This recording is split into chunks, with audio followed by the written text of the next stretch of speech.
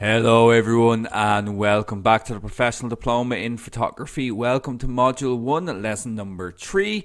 Did you know that there are currently 12 Hasselblad cameras left on the surface of the moon?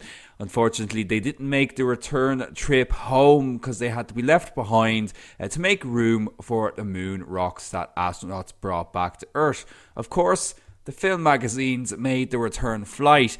So maybe one day someone will go up there and will retrieve those Hasselblads. I can guarantee you that they're worth an absolute fortune. So a very interesting fact. So you're here with myself, William Eames, your course educator. Great to see you all here for lesson number 3. I do hope that you enjoyed your first 2 lessons in photography and that you've got a better understanding of your camera now, and I hope you got a chance to get out there and start practicing and start using some of those modes that we dug into in lesson number 2.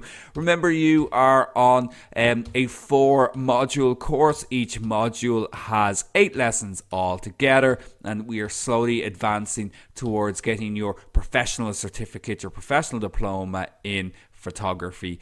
And you'll hear me say it often throughout this course, the key to success on these lessons is to attend all of them. You will learn something valuable in every single lesson that you can apply to your photography. Remember, of course, if you have any questions at all, to chat with Morpheus. Just pop in your questions there, have a chat with him, and do remember to rate those responses too, so that we can continually improve them. And let me just ask you a very quick question. So what mode have you found to be most useful so far? So we had a look at a lot of different modes there in lesson number 2. We had a look at our shutter priority, our aperture priority. We had a look at our automatic, our program mode. We had a look at some of those other modes like our macro modes and our sports modes. Which one have you been using, and which one would you like to get to know to use as well? Which I think for most of us it is that fully manual one. Now, if you're already photographing in fully manual, well done to you. There's still plenty, of course, to learn throughout the rest of these lessons. Now, if by any chance you did miss any lessons, lesson 1 or lesson 2, it is possible to catch up, of course, through our recordings available on shawacademy.com and indeed through the app as well. You can also reschedule your classes too to choose a time that better suits you. So if you're finding that you're struggling to attend the lessons at the time you chose, you can, of course, reschedule to suit your own lifestyle. So let's move on and get into lesson number 3. We're going to talk all about our camera's lenses and demystify all of these numbers that appear on the lenses, explain exactly what they mean. Now, I briefly mentioned in the previous lesson about sensor sizes, and there's lots of different sensor sizes depending on the type of camera that we're using. Hopefully you're more familiar with the type of camera that you're using now after lesson 1 and 2. You may have done a little bit of investigation around it and indeed around its sensor size. But for the purpose of this lesson, just to make things kind of straightforward and easy to follow, we're going to be going based on a full frame sensor. So this is kind of the standard. It's been the standard, throughout pretty much the 20th century, and full frame sensors are 35 millimeters. So all the focal lengths that I speak about, all the lens measurements are going to be based on this sensor size.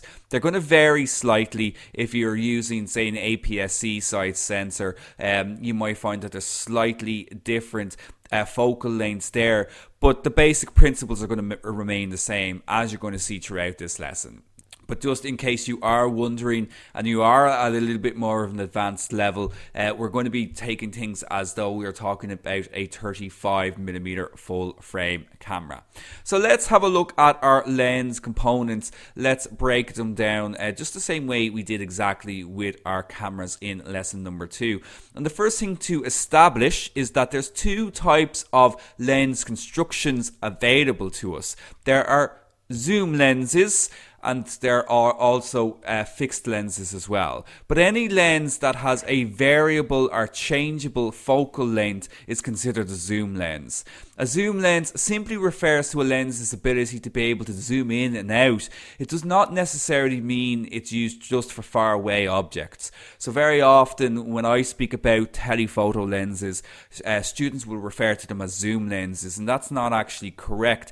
A zoom lens can be any type of lens that has a variable focal length. So for example, you can have a wide angle zoom lens. So that means you can still zoom in and out, but it remains a wide angle lens.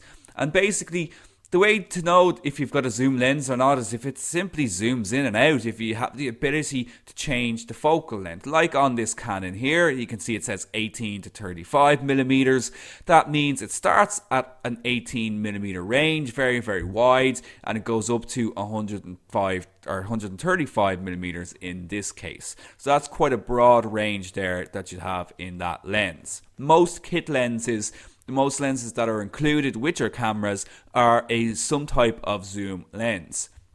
Then we also have our fixed lenses. These are also known as prime lenses, and basically this is anything that has a fixed focal length. Okay, now I'll explain what focal length is now in just a moment, but basically this means you cannot zoom in or out with it.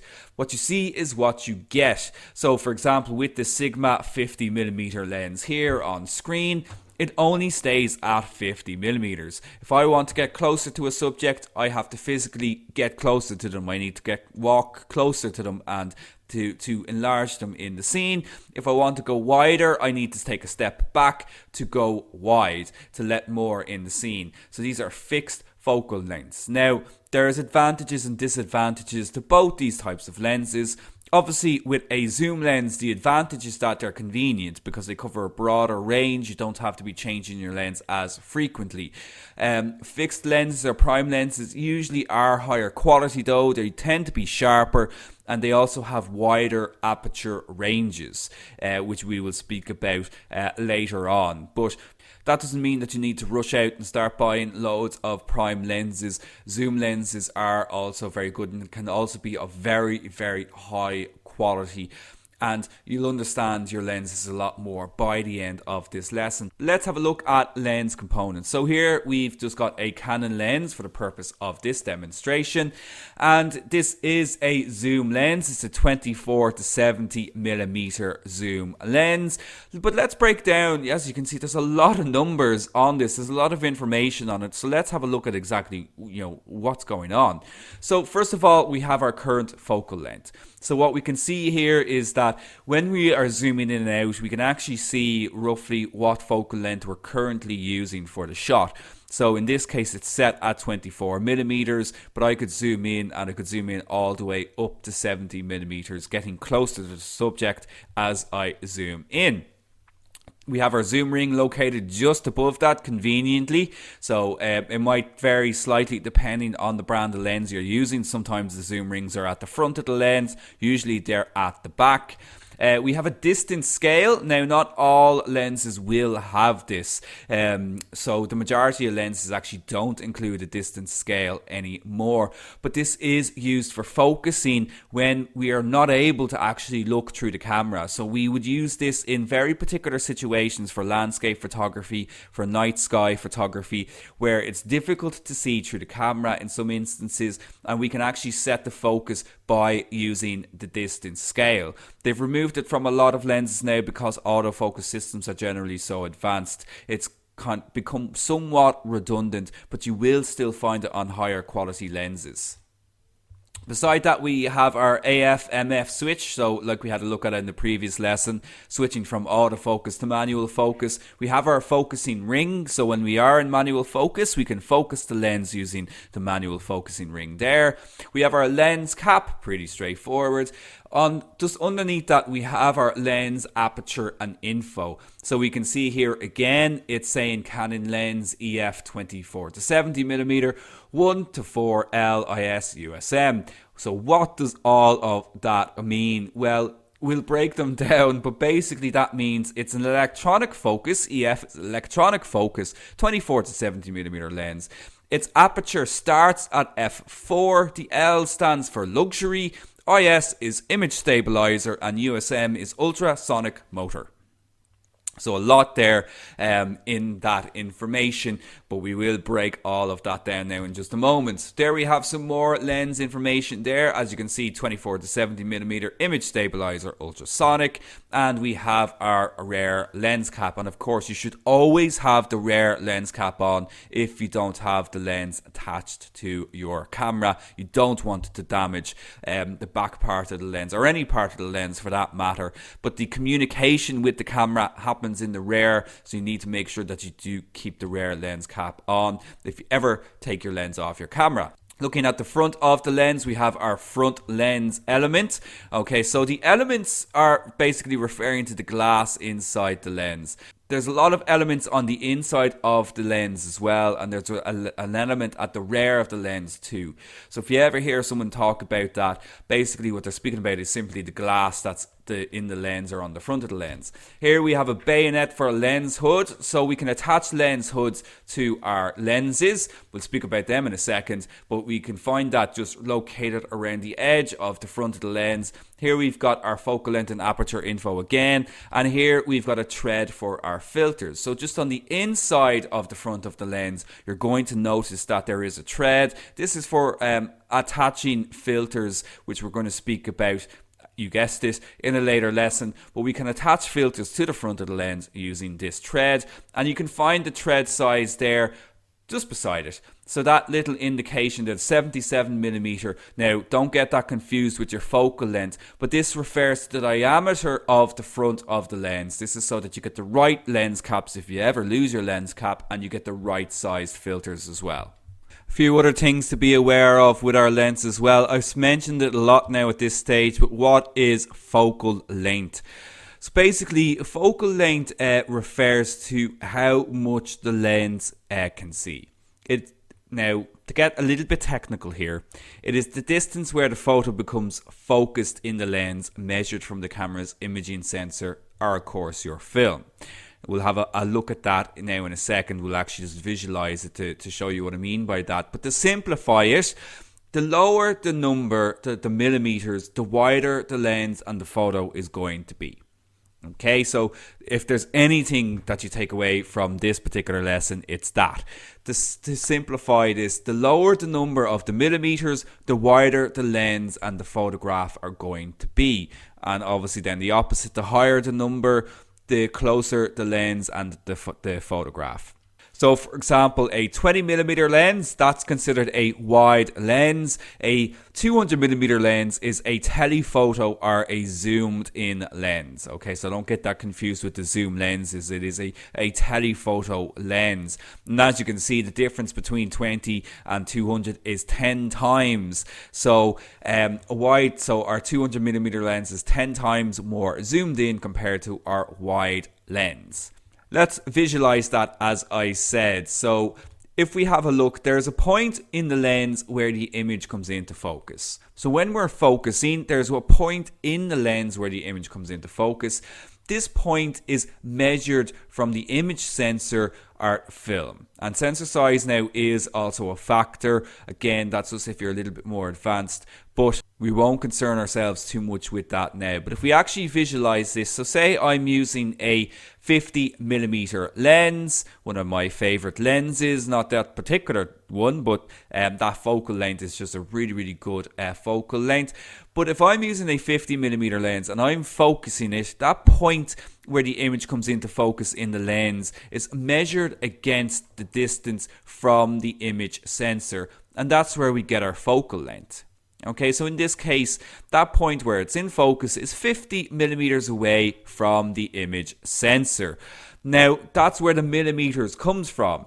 A wide lens will have a point of focus that's much closer to the camera sensor. A telephoto lens will have it much further away, and that's why these lenses are so much bigger. So if you ever think, like if you've ever seen a 300mm lens, you'll know that it's much, much bigger compared to, say, a wide angle lens. And the reason for this is because the actual point where the image comes into focus is much further away compared to our wide angle lens. Now, In a zoom lens, this point of focus moves as you zoom in and as you zoom out. So like our 24 to 70mm lens that we had a look at there earlier on, when I'm zooming in and I'm zooming out, that's why when I zoom in, the lens extends, because that point of focus is moving further away from the image sensor and vice versa. Now, don't worry if that's still quite complicated. The takeaway from that, as I said, is that the lower the millimeters, the wider your lens is going to be. Now, talking about image stabilizers, so another thing we saw on the lenses was our IS. Now, image stabilizers basically help to reduce camera shake. Now, they might be called something slightly different depending on your camera. So on Nikon's, they're called VR, vibration reduction. On Sigma lenses, they're called OS, optical stabilization, and so on. It's going to change depending on the lens. But they're very useful to have switched on. They help to reduce camera shake when you're using particularly longer lenses like a telephoto lens. They're very, very useful. It is recommended though that you switch them off if you are putting your camera onto a tripod, because they can actually cause a little bit of camera shake when your camera's on a tripod. Now, there is also in lens and in body stabilization. So some cameras will have the lenses actually in the lens themselves. So, for example, our Canons, our Nikons, our Tamrons, our Sigmas, and so on. But some cameras will actually have it located in the body. So Sony's, Pentax's, I believe, and Olympus cameras and so on, they all have the image stabilizer actually located in the camera itself. Now, there's a big advantage to that, which means that any camera or any lens you attach to the camera will have the option of image stabilization, as opposed to it being in the lens. So a lot of cameras now are kind of moving towards having an in-body instead. You'll often hear them called 5-axis stabilization, which means you've got up to 5 stops of stabilization. Very, very useful. But do check your camera's manual as per usual to find out which option is available to you. Breaking down our lenses even more, another thing we spoke about and we're going to be speaking an awful lot about are apertures. So we saw this. Now this is a slightly different one. This is 1 to 1.4, and this basically means that our aperture is starting from 1.4. Lenses will display the widest aperture available to you. It starts from the widest aperture available to you. Not all lenses will have the same widest aperture values. Lenses with very wide apertures are known as fast lenses because they let in so much light. So if you've ever heard a photographer saying that's a very fast lens, what they mean is that there's a lot of light can come into that lens because it can have a very wide aperture. On zoom lenses, aperture values can be a little bit more complicated. So if you're using an 18 to 55mm lens, you're going to be very familiar with these numbers on the front. We have our 1, but we've got 3.5 to 5.6. So basically, with zoom lenses, we all have what are called variable apertures. This means that when you zoom in, the aperture will close down or become smaller automatically, and this is just simply due to their construction. So if we have a look at these numbers, our 3.5 to 5.6, basically what that means is that it corresponds to the respective focal length. So again, we're going by our widest aperture and it corresponds to the respective focal length. So in other words, at 18mm, the widest aperture available to us is f3.5. At 55mm, the widest aperture available to us is f5.6. So when I zoom in from 18 to 55mm, my aperture will automatically close down if I have it set to its widest setting. And it's just simply due to the nature of the construction of these lenses. Now, that doesn't mean that all zoom lenses do this. Like, you can buy zoom lenses that are can have, say, a wide aperture no matter what focal length you're using, but you'll definitely know them because they're really expensive. These are very, very expensive lenses. Fast zoom lenses are among the priciest zoom lenses, or the priciest lenses in general that are out there. So that's all fairly technical stuff. Now, don't panic if you don't fully understand all of this right now. We will be continuing to build upon your knowledge here, but it is just something to be aware of at this stage. Like every time I do this lesson, I always get lots and lots of questions about what all these numbers mean. And it is important to explain them, but you may not fully understand everything yet until we continue to build upon it. And indeed, something like apertures, they're so kind of complex in themselves that there is an entire lesson about them, and that is kind of coming up towards the end of this module, which will be lesson number 6. But moving away from that for the moment, just want to quickly speak about our lens. So it's thankfully something much easier to understand. And basically, a lens hood is simply a shade for your lens, okay? It's designed to block the sun and other light sources to prevent glare and lens flare happening when you're photographing. Now, they're not universal, so most lenses will usually include one with them. Some camera companies aren't so generous though, and you do have to buy them separately.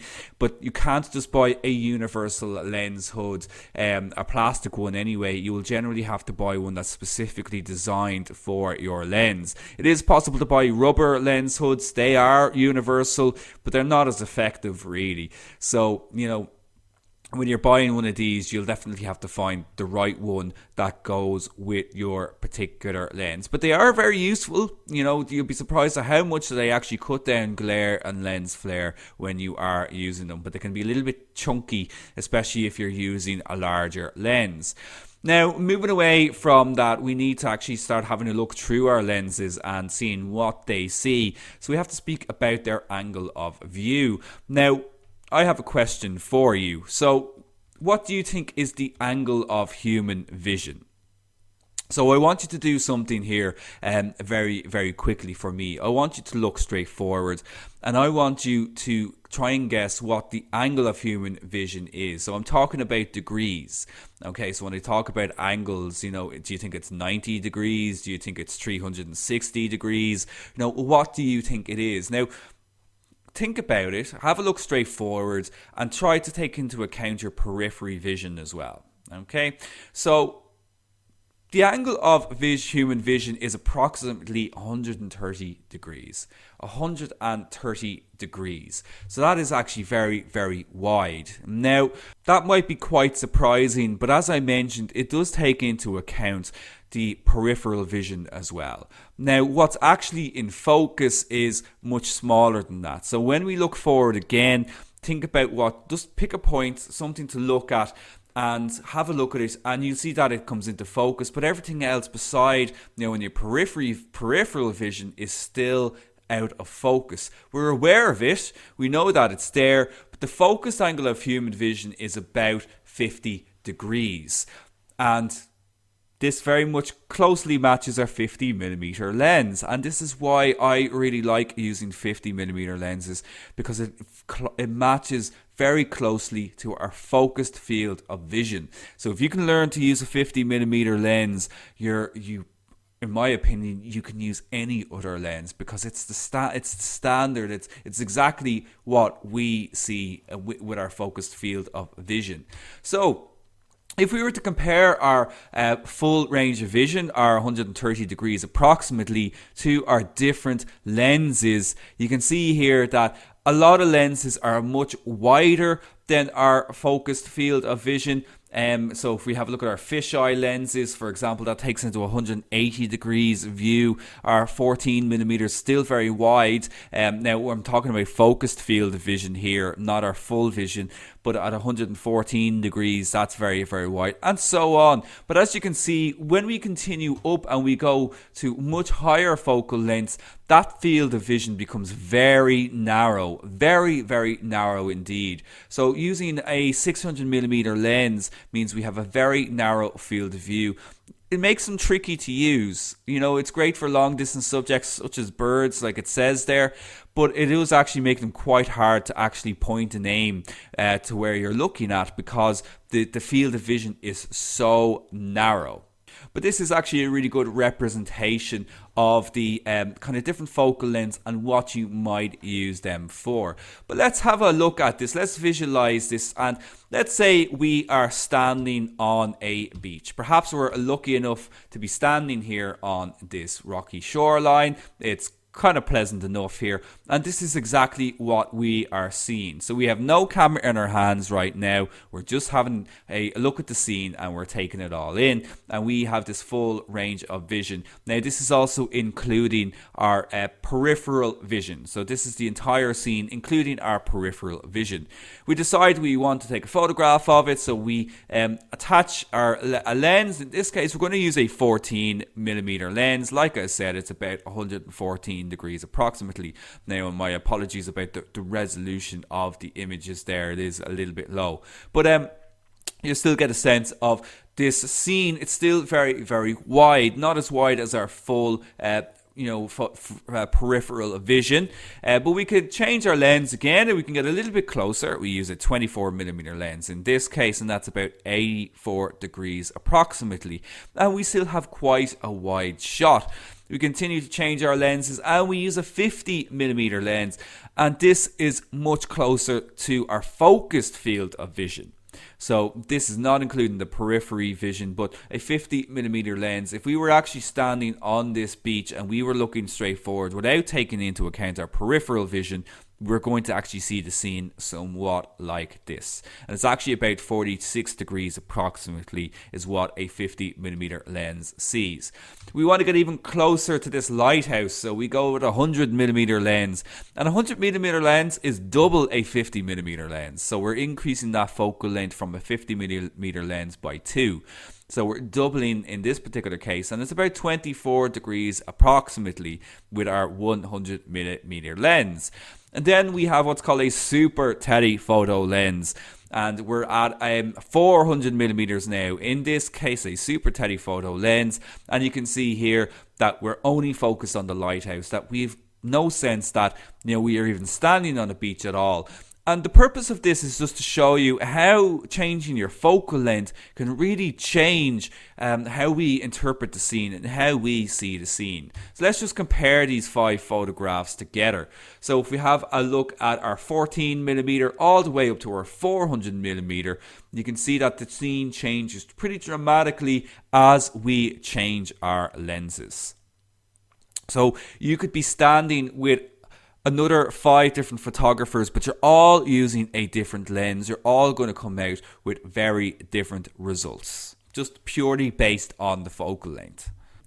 So now we understand focal length and we understand a little bit more about what's actually going on with our lenses.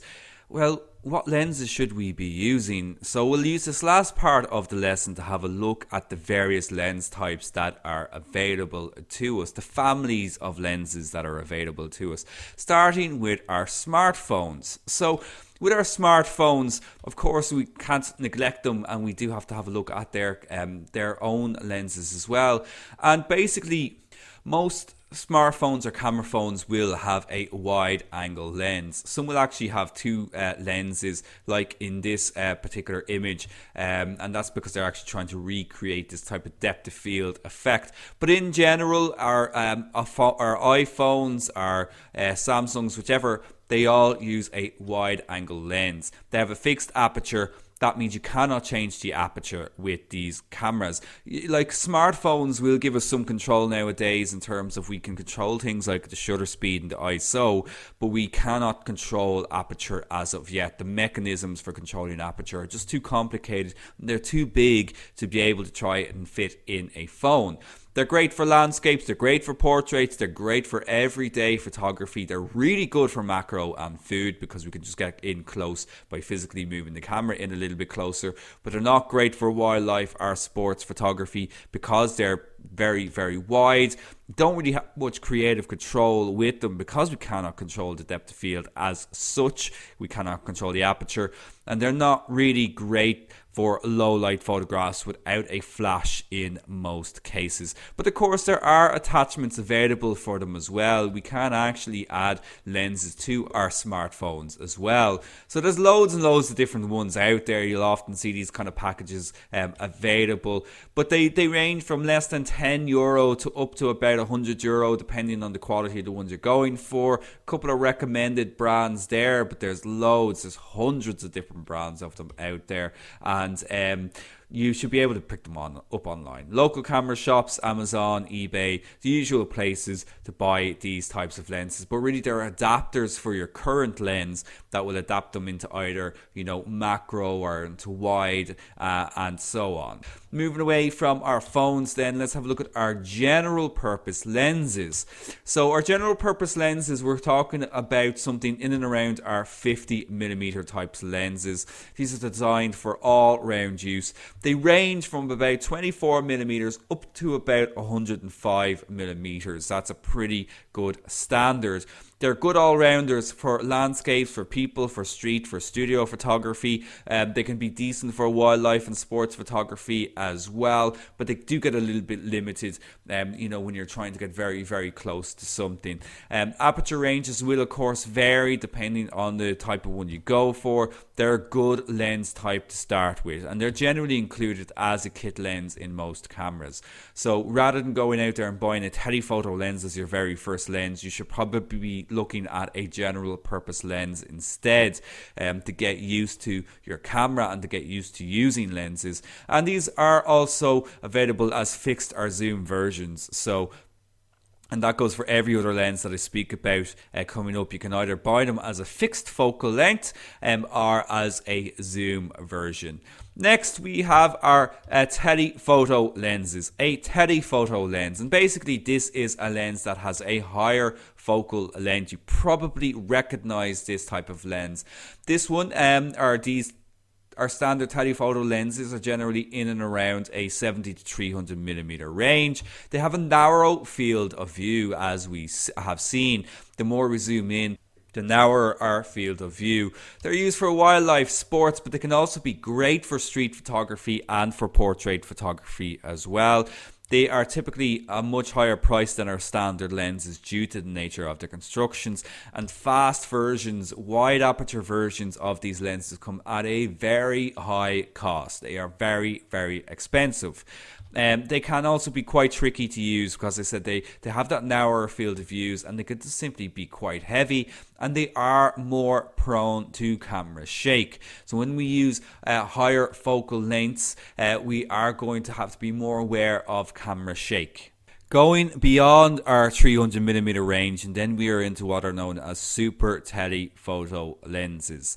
And these are lenses that are generally massive in physical size, but anything above 300mm range would be considered a super telephoto lens. They are very expensive. You're going to be spending about €1,000 for an entry version of this type of lens. They're also very large, just physically very large and very, very heavy, and they're primarily for wildlife and sports photography.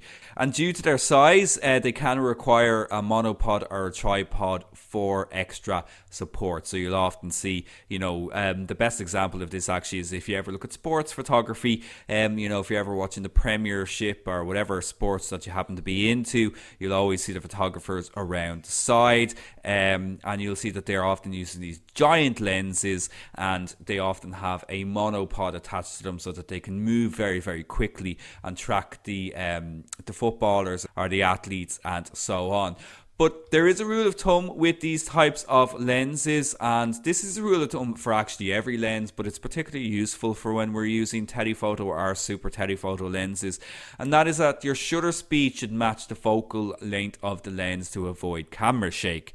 So if you're using a 200mm lens, you should try to set your shutter speed to about a 200th of a second, or as close as possible, to avoid any camera shake. So if you think about this, if you're using, say, a 600mm lens, you have to set your shutter speed to a very, very fast shutter speed to avoid camera shake. So for this reason, our image stabilizers, our tripods are going to be very, very useful, and of course ISO as well, something we'll speak about in our fully manual lesson. But as you can see here, we've got a photographer here, and she has her lens attached to a tripod for a little bit of extra support. And you can see the size of it. It's an absolute giant lens. So these can be very, very large. Now moving to the other end of the scale, of course, we have our wide angle lenses.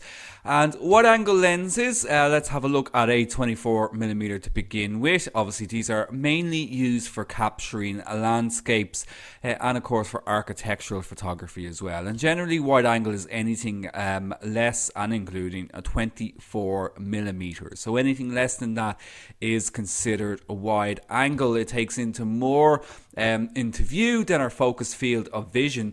So when you're using wide angle lenses, it's really important to actually check the edges of the frame as well, because we're very used to just because of our focus field of vision, just looking, in the center, looking straight forward. So be sure to run your eyes over the edges of the frame. This will become habitual, the more that you do it. But particularly when you're using wide angle lenses, because, and I tell you from experience, the last thing you want is to be photographing, working away. You put your photographs onto the computer later on, and then you find something in the edge of the frame that you didn't see at the time. So do be aware of that when using wide angle lenses. Some distortion can appear at the edges. So because we're using wide angle lenses, they're actually kind of curved. The elements, the glass within wide angle lenses is very, very curved, and this causes distortion of the light, particularly at the edges. And this is very, very apparent and very visual, particularly with extreme wide angle lenses, which we'll speak about in a second. They're used for landscape, architecture, street photography. It can be used for portraits as well, but you do need to be careful, because you have to take into account that distortion.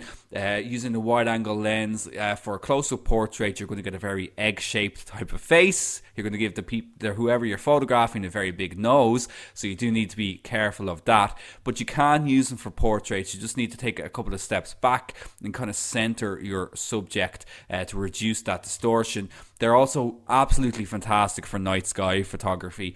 So when we speak about night sky photography, I'm talking about photographing, the entire night sky, not photographing, planets, not trying to find particular constellations or anything like that. But those types of photographs where you've got, the Milky Way in the shot, you get these, all of the stars in the photograph. Wide angle lenses are great for that as well. Extreme wide angle lenses, so we can go even wider, and these are mainly used for architectural and indoor photography, not exclusively though, of course.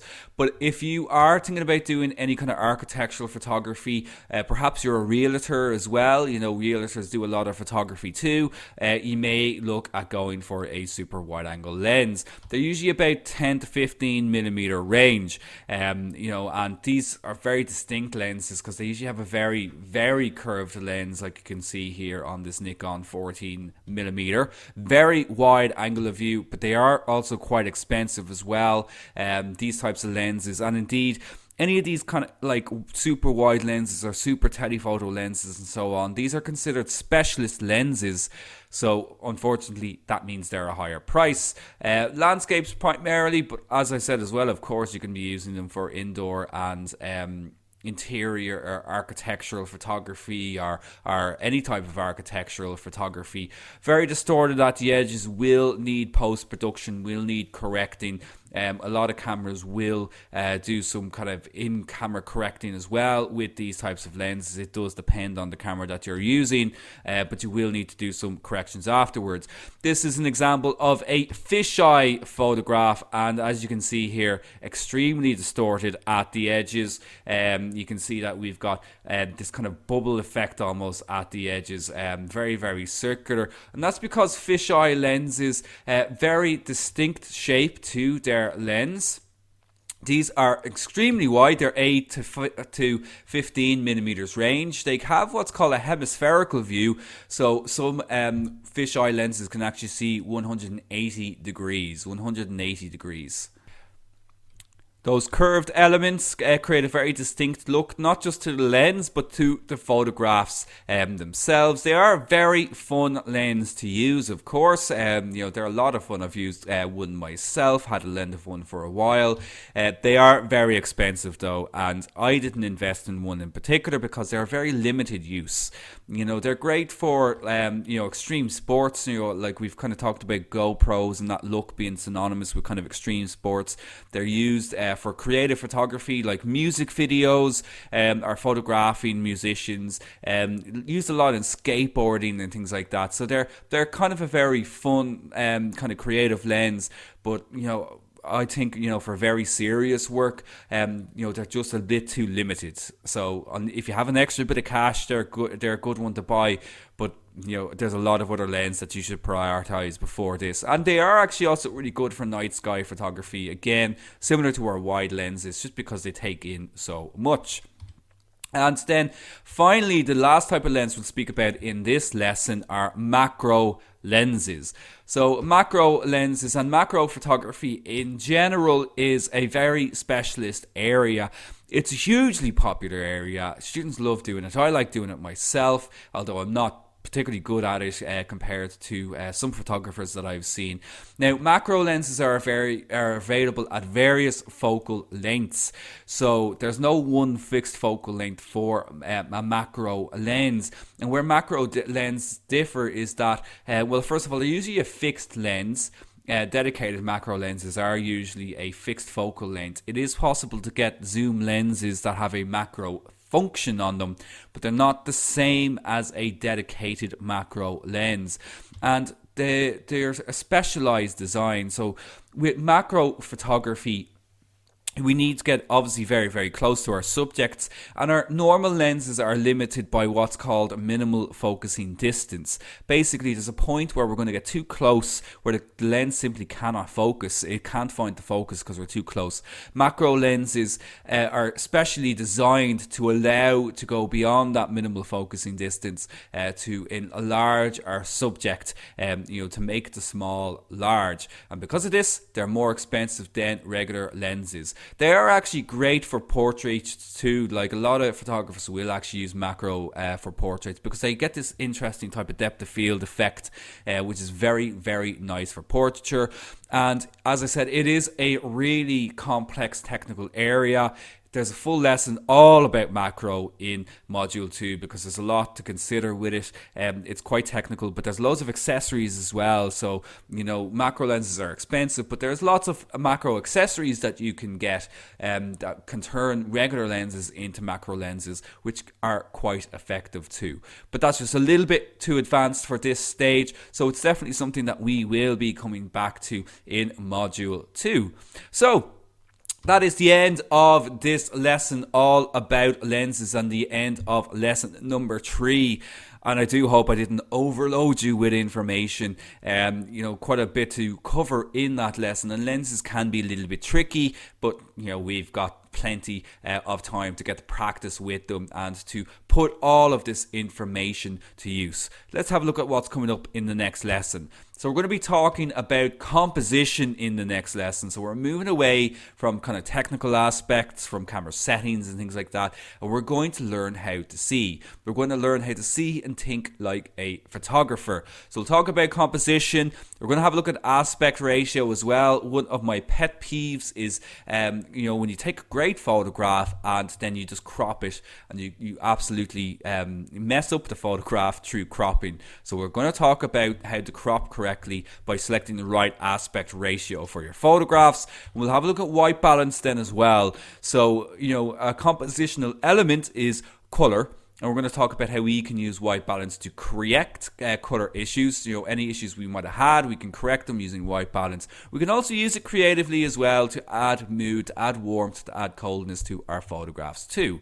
Now, so your challenge for this lesson, I'd like you to just simply post up a photograph, but tell us what focal length was used for that shot. So, if you used a 50mm lens, let us know. Post up a photograph with that. If you use a telephoto lens, if you use a wide angle lens, and if possible, try to give us the exact focal length that was used. It's going to be a lot easier if you're using fixed lenses, maybe a little bit more difficult if you're using a zoom lens. Post those up to facebook.com/Shaw Academy. So, well done on completing lesson number 3. We're absolutely flying now. Lesson number 4 coming up very, very soon. So thank you so much for joining me for this. I'll talk to you all again very soon. Until then, take care of yourselves. Bye-bye.